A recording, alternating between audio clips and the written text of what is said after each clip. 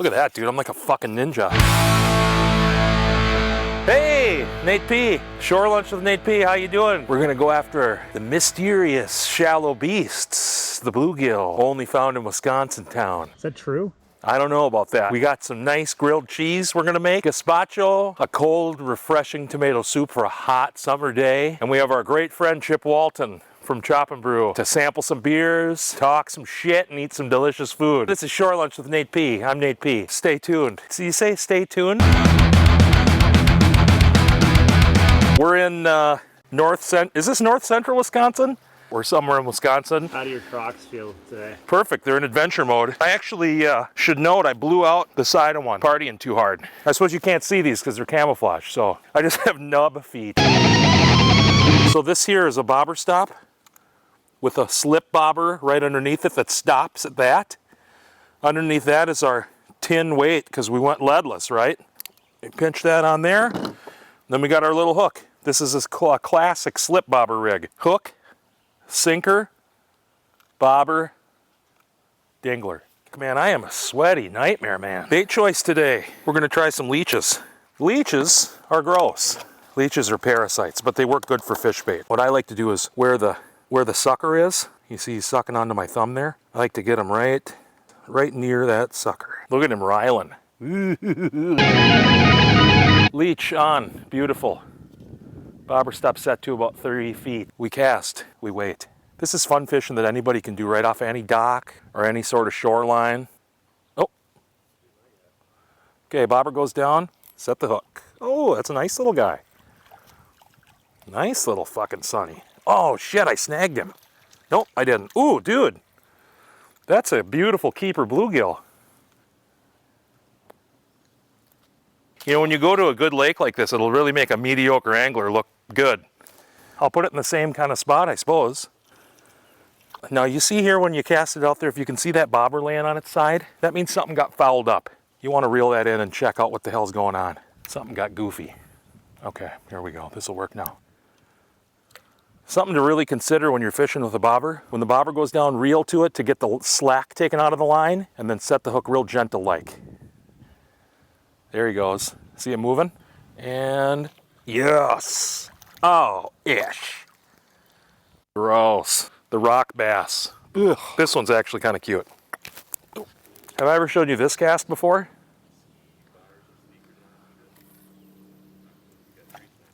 I'm gonna put it, oh, look at him. Holy moly, he's a giant snapper. That's a monster of the deep. Don't be tangling with that guy. Oofda. Would you like to tangle with that guy? Leave that in the comments.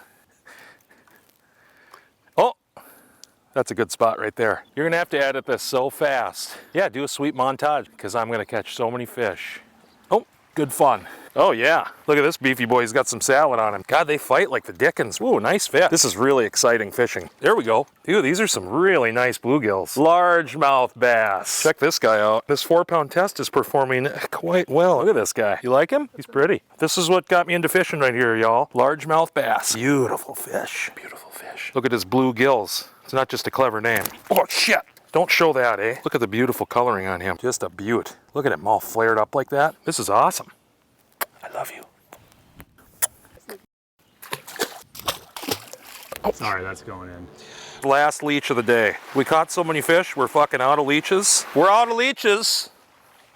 Letting the fish know they can move on with their day. Look at this guy. I'm ready to weep because he's so cute. Let's get him back in the water, okay? Caught a bunch of fish today. My hands are wrinkled from all the touching. And hungy-bungy time's happening. Let's go enjoy a little lunch. Oh, there's a big fucking bird. Are we rolling? We are rolling. I look at this camera now. This is a little sweet note from my wife that she packed into my gear. It says, you are the best and the most fun, and I love you so much. We're gonna make up some nice gazpacho. It's hot and humid, and we're gonna have some hot grilled cheese sandwiches.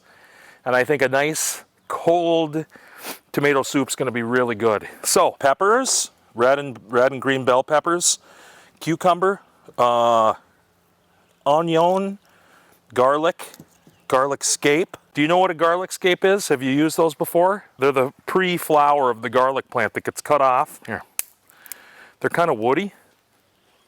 Smell. So we're going to start off with some diced Tomatoes, fire roasted. I like the fire roasted ones because they got that nice roasty taste. And then we'll do some tomato sauce too.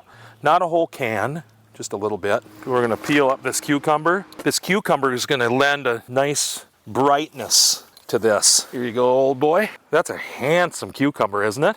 Just gonna chop off the ends. I'm gonna cut this bad guy right down the middle. Oh yeah. Take the back of the spoon here. We don't want the seeds in there. I just want the delicious flesh. I'm gonna leave this a little chunky because I'm gonna go through.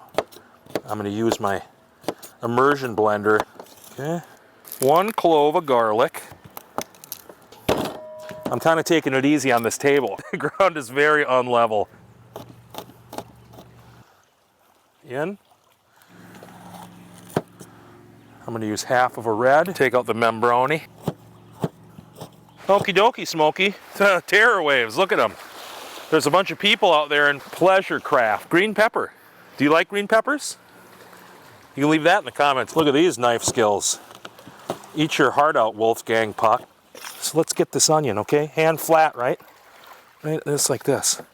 God, this looks dangerous, doesn't it? We'll do one more up on the top here. Like this. Is there a hospital nearby just in case I cut myself? I feel like I'm living on the edge today. Garlic scape. So I'm gonna just cut this down the middle like this. In. We'll do some of these onions too. A little salt. A little more than you think you need. Ground cumin. About a tea tablespoon. Look at this. It's a poblano pepper. I love poblanos. They got the flavor of legends. Now, we got a little white balsamic vinegar. A little dash of that. Woo-hoo. This is Lee and Perrins, the famous bagged sauce. Just a little bit. You go into your drawer, you find that spoon that says just a little bit. That's the one that you use for that. Juice of lime, fresh. A lot of pepper. I'm just gonna take a little bit of ice because I want this cold. We're blending. Oh, ho, ho. Hey. Grilled cheese time. You know what these are? They're American cheese slices. I tried to make some American cheese at home for this shoot, thinking that it would be fairly easy. This is a tricky little cheese. Basically, the process part of this cheese is it's Colby. There's some milk, there's some butter, and there's some gelatin. And I don't usually follow recipes very well, so lesson learned, sometimes you have to actually follow a recipe. We got thick white bread, it looks really good. We got some real soft butter. Get your butter all the way to the edge. It's really important for a good grilled cheese. You also will note that I haven't even started the burner yet because I want to cook this really slow. So humid out, I had to put the old sweat catcher on. I think it's a fashionable look too. We're gonna light this sucker up. Turn it down to low. Now for the cheese. It's velvety smooth. It's like vinyl. 2 pieces, you don't need any more than 2 pieces. It's the perfect amount. No, just let them sit. This will take 10-15 minutes. A couple weeks back, we got together with our friends over at the Chop Brew YouTube program, and we brewed some delicious beer that we're gonna be tasting with this grilled cheese.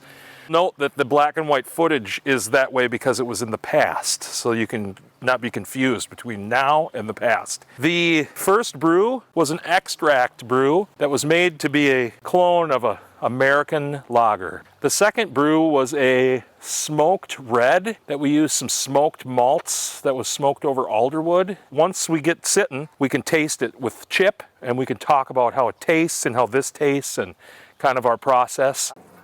I can't see this, so tell me how it looks. Leave it in the comments. Oh, Jesus, Crizzbles. Oh, it's a little bit burnedy, actually. That's okay. When it gets like that, you're getting towards the end here. We're gonna pull them out of the pan, and our lovely assistant, Rich P, is going to take them. Thank you, kind sir. One note here of these grilled cheese.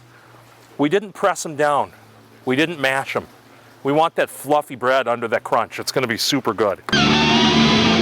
Look what we have here, a beautiful spread, and also my pal, the majestic and handsome Chip Walton from Chop Brew. Woo! Welcome to this fine dining experience. So this is a shore lunch journey. It's a shore lunch journey. For sure. Our first beer is kind of a tribute to an American premium lager. You're thinking Grain Belt, you're thinking Budweiser, you're thinking Coors, except instead of fermenting it with a lager yeast that would keep it nice and crisp, we threw a Norwegian Kveik at it.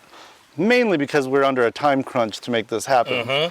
The purists will be upset. Smells I think what we're gonna get is kind of a Pilsner-y kind of vibe, but with some like fruit. And this bad boy, tentatively, we're just calling it an Alderwood Smoked Red Ale. This is all grain, 15% Alderwood smoked malt, which has a very unique and uncommon smoke character. We're serving up gazpacho. Our boy here hasn't had any breakfast, so he must be very hungy-bungy. Look at It's true. Look at this ladle too, it floats. What do you say, old boy? I mean, the bark, for lack of a better word on this, especially on this side, is magnificent. And under it is that creamy, soft bread. It's so classic. That's how grilled cheese should be. Buttered white bread, American cheese. It's a weird word to come to mind, but I think babysitter. Like, I feel like this is a total babysitter lunch. You know, though, the babysitter would have the spatula, smashing that thing down. Yep. I'm gonna try dipping it into this cold soup. What do you think? I like that you left it a little chunky, right? We could have obliterated it in that immersion blender. I think the chunkiness makes it a little more refreshing. Shall we wash it down? Yeah, let's try Okay. it.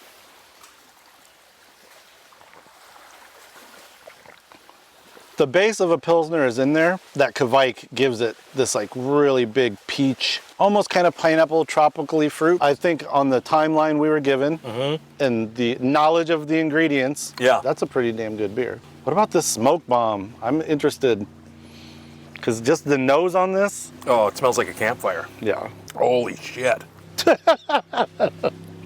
That's a fucking smoke bomb. This is a perfect summertime lunch meal, I think. It's an American premium lager that the we totally American like cheese. twisted with the American cheese. I like both of these things. And they even look like each other. I mean, look at this. You have I this know. like red soup and this red beer, this blonde sandwich and this blonde beer. These things just came together naturally. Like We did that. this on purpose, y'all. Cheers, brother. Cheers to you, buddy. Thanks for having a nice collaboration. I'm glad the cameras won't be on later after Nate P's had 4,000 beers. Today's been a ultimate success. Good food was had. These beers are outstanding. And got to hang out with our friends here. Thank you, Chip. Thank you, Joe, our host. Thank you, Richard. And until next time, thank you. Ta-ta. I got that fishing in my system. Bluegill gonna be my victim. I got that fishing in my system. Walleye gonna be my victim. I got that fishing in my system.